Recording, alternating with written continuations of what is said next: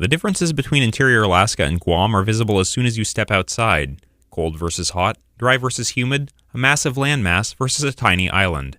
But they share some distinct similarities too, and a big part of that is the military. They have a long military history, and we have the same situation in Alaska, where we have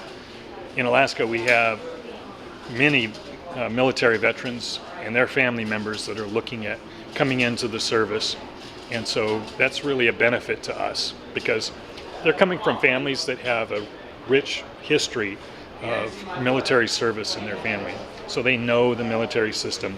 North Pole Mayor Bryce Ward spent the week learning about the role of the Guard and Reserve both in Guam and at home in Alaska, knowledge that he says will be helpful in his role as chief executive of a community with more service members per capita than almost any other. I had no idea the connection, if you will, between, for instance, our Air Force Reserve and Guard and the full-time folks. And I think we can do a lot to help strengthen that in our community. One thing that we learned here in Guam was that they have a very tight-knit community when it comes to their Guard Reserve and their full-time forces. And I hope we can help build that up in the interior.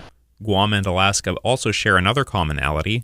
Both have the potential to play a large part in the military's Pacific-facing strategy as the global balance of power shifts towards Asia. We need to make sure that the United States' interests in the Pacific are protected. If you look at it militarily, that moves the military assets out to the Pacific. National Guard and Reserve are very important components of that.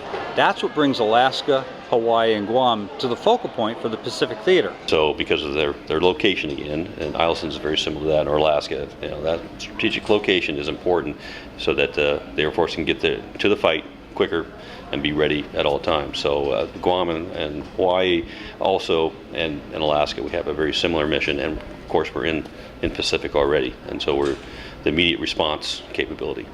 I'm Tom Hewitt for News 13.